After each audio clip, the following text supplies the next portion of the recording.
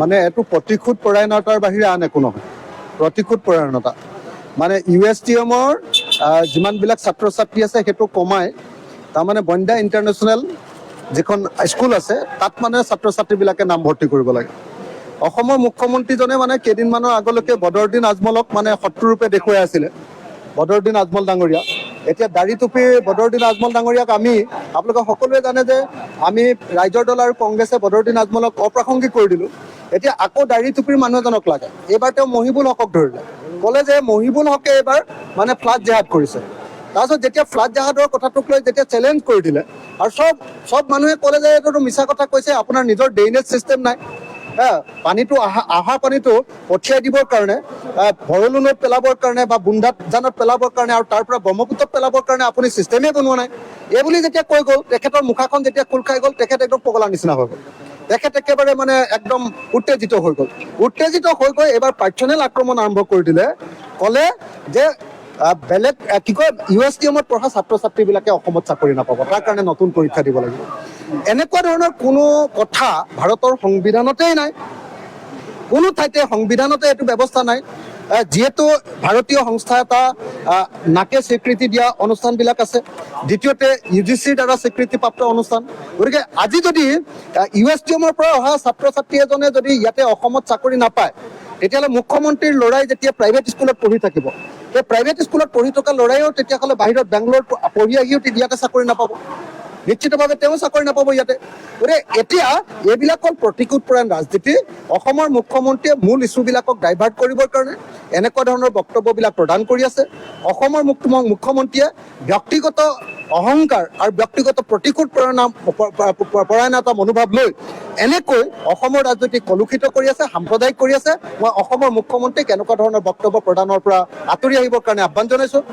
আৰু এটা প্ৰশ্ন আছে যে আপুনি পাহাৰ কটাৰ কথা কৈছে, তেওঁ USTMৰ কথা উল্লেখ কৰিছে।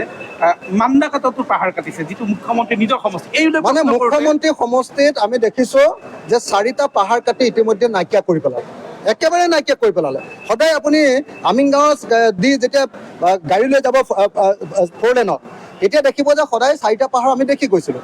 সেই 4টা পাহাৰ প্ৰথমতে মুণ্ড কাটিলে, তাৰপিছত এতিয়া পাহাৰটোৱে কাটি শেষ কৰি অকণমান এনেকে থিয় হৈ অকণমান আছেগৈ আৰু গোটেই 4টা পাহাৰ কাটি শেষ কৰি দিলে। যদি USTMে তাতে ফ্লাড জেহাদ কৰিছে, তেতিয়াহ'লে হিমন্ত বিশ্ব শৰ্মাই জালুকবাৰীত ফ্লাড জেহাদে কৰিছে, 4টা পাহাৰ কাটি নাইকিয়া কৰি দিলে। সেই প্ৰশ্নটো যেতিয়া সাংবাদিকে সুধিলে, সাংবাদিকে সোধাৰ লগে লগে সাংবাদিকৰ জাত বিচাৰ, সাংবাদিকৰ ধৰ্ম বিচাৰ আৰম্ভ হৈ গ'ল। শ্বাহ আলম ডাঙৰীয়া তেখেতক কালি যিধৰণে অপমান কৰিলে, সেইটো মই ভাবোঁ যে অকল শ্বাহ আলম ডাঙৰীয়াৰ প্ৰতি অপমান নহয়, সমগ্ৰ সাংবাদিক সমাজৰ প্ৰতি অপমান। আৰু অকল সাংবাদিক সমাজৰ প্ৰতি নহয়, আমাৰ প্ৰতি অপমান, এইটো মানৱতাৰ প্ৰতি অপমান। যিকোনো সন্মানজনকভাৱে বসবাস কৰি থাকিব পৰা মানুহে কেতিয়াও এনেকুৱা ধৰণে প্ৰশ্ন সুধি লৈ জাত বিচাৰৰ সন্মুখীন হোৱা নাই।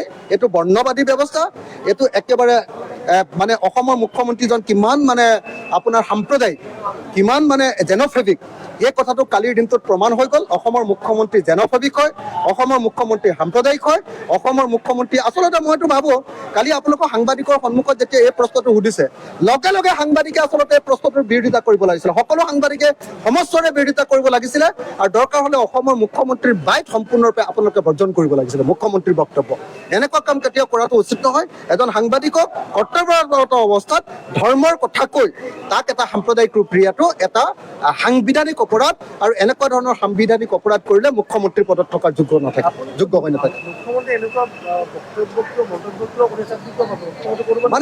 মানে লোকসভা নিৰ্বাচনৰ পাছত বিজেপি দলৰ যিটো অৱস্থা হৈছে, গতিকে তেওঁ একেবাৰে পগলাৰ নিচিনা হৈ গৈছে, তেওঁ অৱস্থা নাইকিয়া হৈ গৈছে, তেওঁ ফেনাটিক হৈ গৈছে। গতিকে তেওঁ যিকোনো প্ৰকাৰে এই মুহূৰ্তত বেলেগ একো নাই আৰু যেতিয়া যিহেতু অৱস্থাটো বেয়া হৈছে, ৰাজনৈতিক অৱস্থা, গতিকে বেলেগ ইছ্যুলৈ যাবলৈ চেষ্টা কৰে আৰু কিবা ক'লে মানে সেইটো মুছলমানৰ ওপৰত গাটো পেলাই দিব খোজে।